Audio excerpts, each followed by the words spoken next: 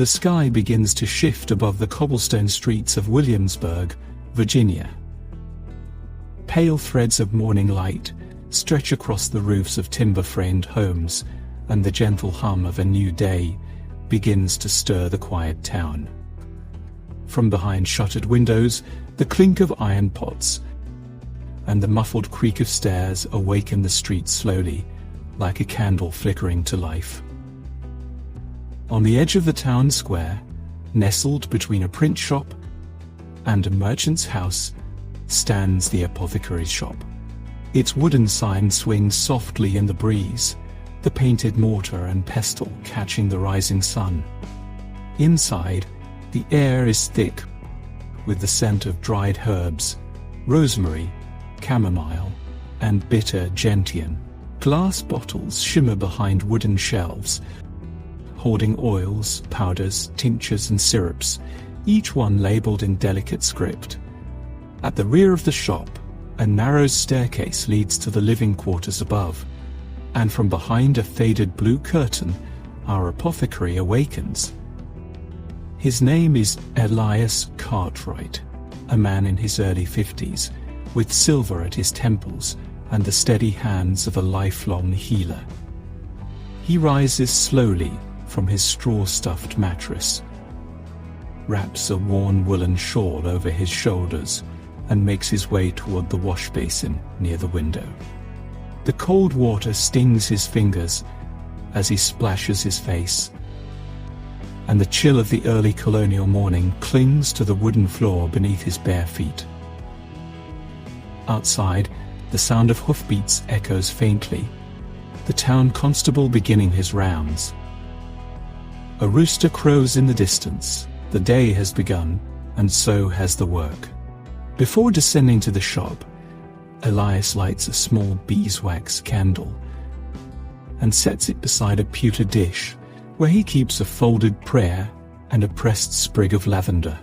He murmurs a quiet blessing, not from a book, but from memory, thanking the Lord for another sunrise, another chance to tend to the sick and weary. As he walks down the narrow steps into the apothecary below, the scent of aged oak, chalky medicinal powders, and dried thyme greets him. He opens the front shutters one by one, letting the light stream in across the shelves and workbench. Outside, the townspeople begin to pass. A farmer with a sack of grain, a woman leading a child by the hand. Within these walls, Elias prepares for another long day of healing, of mixing, and of listening. For here in the 18th century, the apothecary is more than a shopkeeper. He is a lifeline, a counselor, a chemist, and a quiet witness to the rhythms of colonial life. The candle still flickers in the window.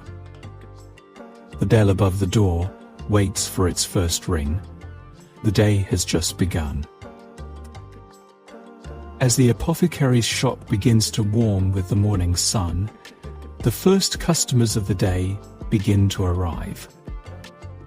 The door creaks open gently, and a soft jingle of a hanging bell alerts the apothecary to company.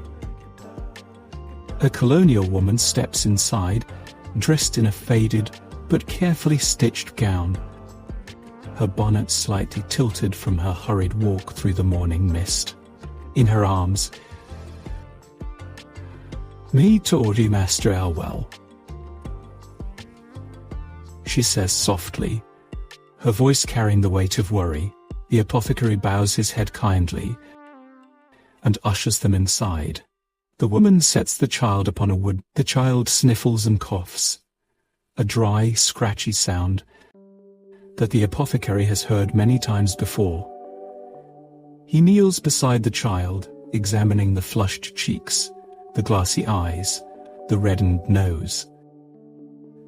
Then he rises and walks to the shelves behind the counter. His fingers glide over small cork-topped bottles and labeled apothecary jars, each holding powders, syrups or tinctures.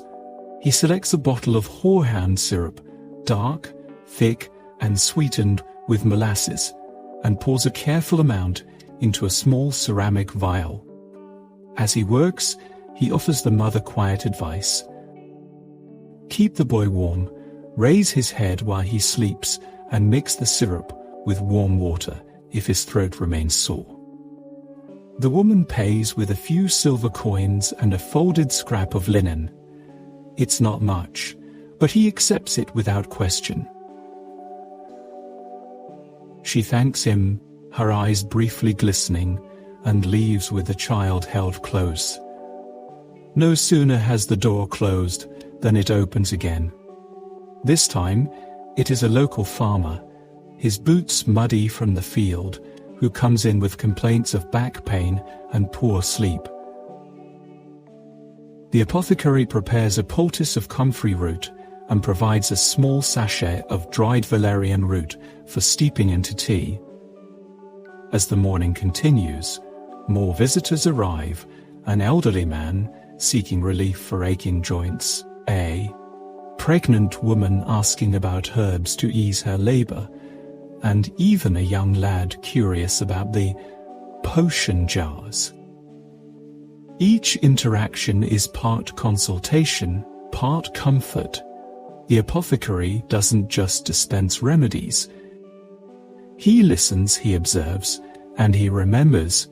Each face is familiar. Each ailment part of the daily rhythm of colonial life. As the bell above the door quiets and the last customer of the morning departs, the apothecary turns back to his true work, the preparation of remedies that require time, precision, and care. The back room of the apothecary shop is smaller and darker than the storefront, but no less orderly. Here, the scent is sharper, not sweet and herbal like the public shop, but more earthy, bitter, and pungent. It's the scent of dried roots, ground bark, crushed seeds, and burnt raisins. The apothecary rolls up his sleeves and begins to weigh out ingredients on a brass scale. A mixture of chamomile flowers, fennel seeds, and dried peppermint leaves is selected for a digestive tonic. He pinches and measures carefully, spooning each portion into a cloth sachet that can be boiled into tea.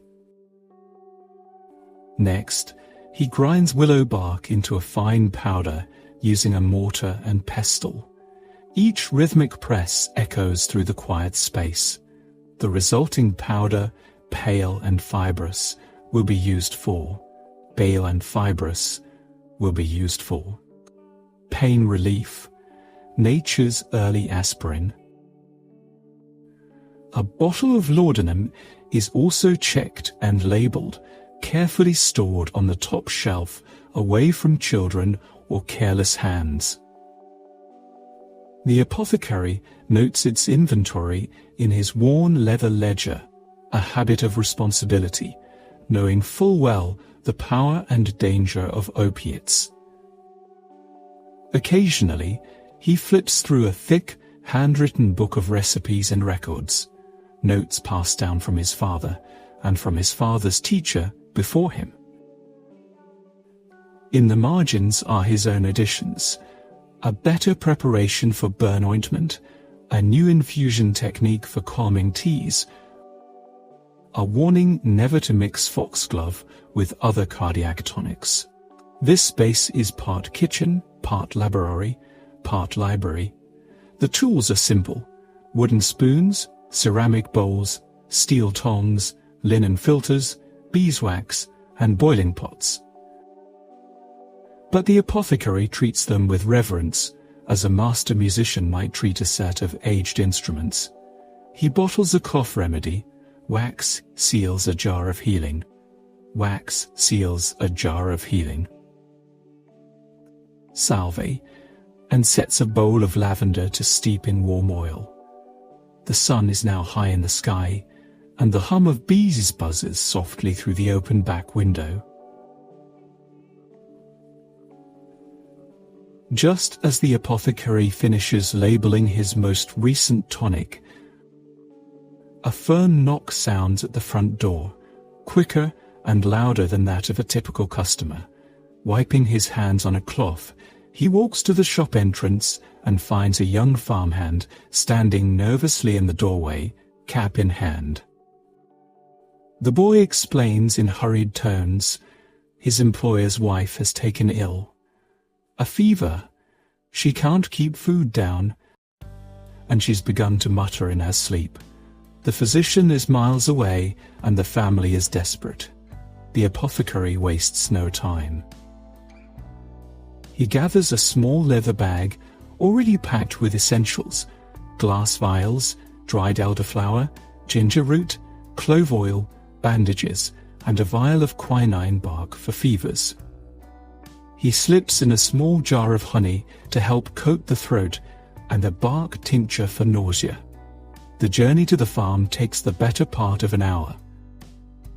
He walks briskly, the dirt path winding through trees heavy with late summer leaves. Bees hum in the hedgerows and birds call from distant fences, but the apothecary is focused. The farmhouse is humble, timber-framed, with thin windows and a sagging porch. Inside, the air is warm, too warm, and filled with the faint odor of illness. The sick woman lies in bed, beneath a quilt, her forehead slick with sweat. The apothecary speaks softly to her husband and examines the woman gently. He checks her pulse, looks into her eyes, and asks questions about when the fever began. He opens his satchel and prepares a tea of ginger, elderflower, and peppermint to soothe her stomach and break the fever. He leaves strict instructions: cool cloths, no solid food until she can hold broth, and to monitor her pulse. He leaves 2 labeled vials on the table, one for calming sleep and one for pain, to be used only if necessary. He offers no grand claims, no guarantees, just remedies, routine, and hope. As he steps back onto the porch and adjusts his satchel, he offers a parting nod to the grateful family. Another name to remember, another visit to follow up on. He walks back into the golden light of the afternoon, the farmhouse shrinking behind him with each step. By mid-afternoon, word of the apothecary's house call has made its way down the lane. His reputation, built on consistency and calm demeanor, has earned him the trust of the community. And so, as the sun reaches its highest point and shadows shorten, a small but steady stream of townspeople begins arriving at the shop's door. An elderly man arrives first, leaning heavily on a carved walking stick. His joints, he says, ache more now that the weather has turned damp. The apothecary prepares a salve made from comfrey root, cayenne, and beeswax, warming it slightly before offering instructions on how to apply it. Next comes a young mother with her daughter, no more than 5, who has been troubled by coughing through the night. The apothecary gently checks her pulse, her breath, and her eyes. He blends a syrup from licorice root, wild cherry bark, and honey. Sweet enough for a child to take without protest.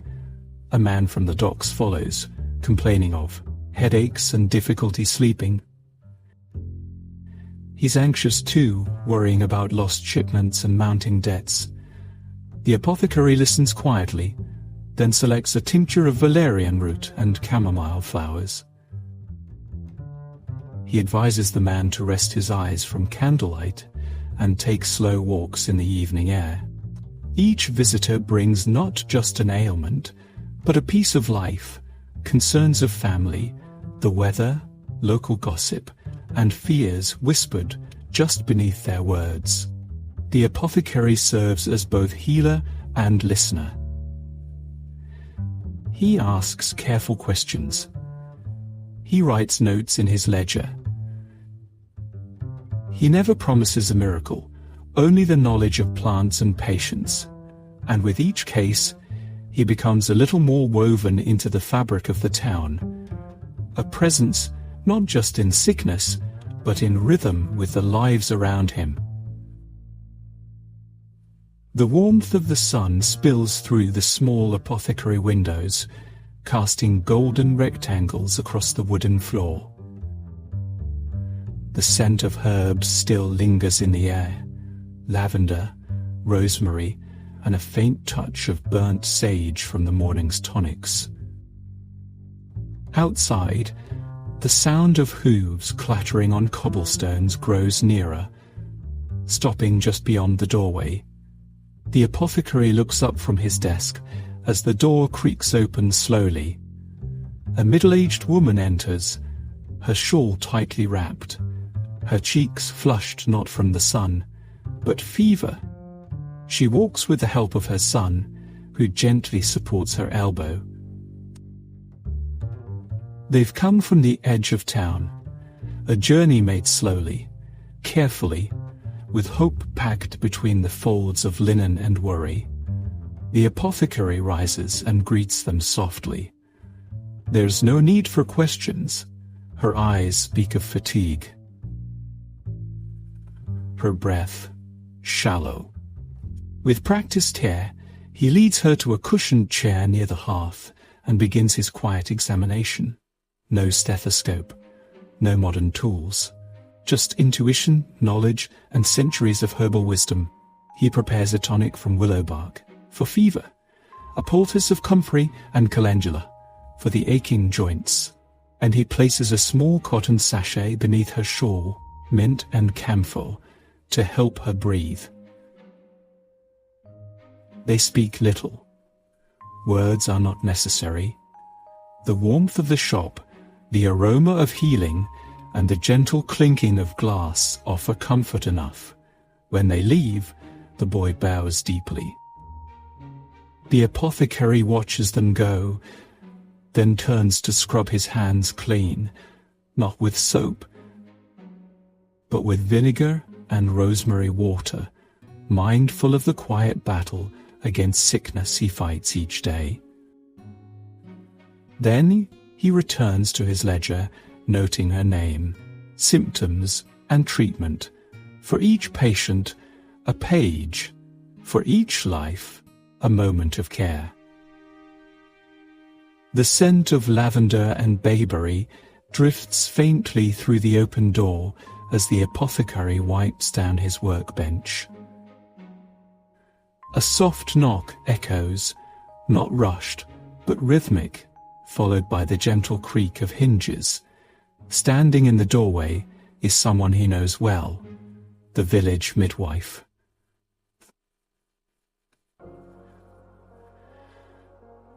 She's a sturdy woman wrapped in a faded wool shawl, her grey hair pulled back with care, her eyes kind but tired.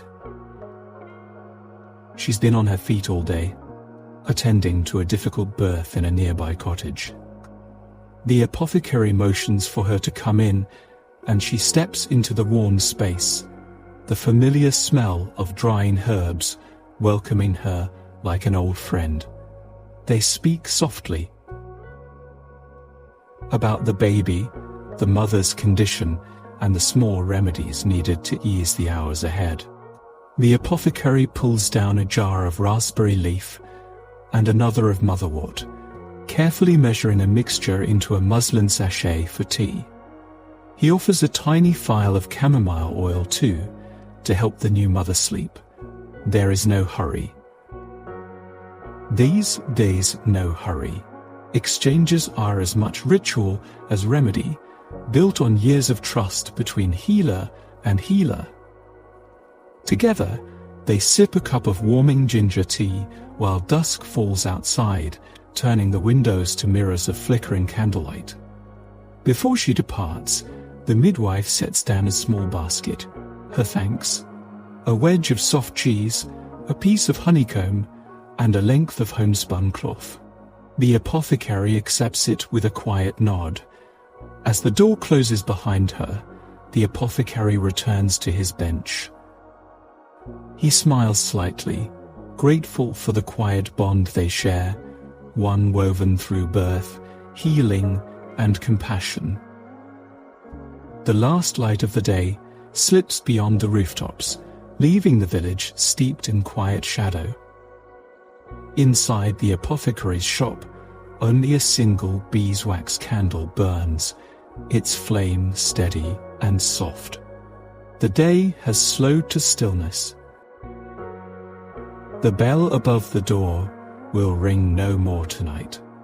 The apothecary tidies the last of his tools, brushes return to jars, herbs carefully resealed, mortar wiped clean of powdered bark.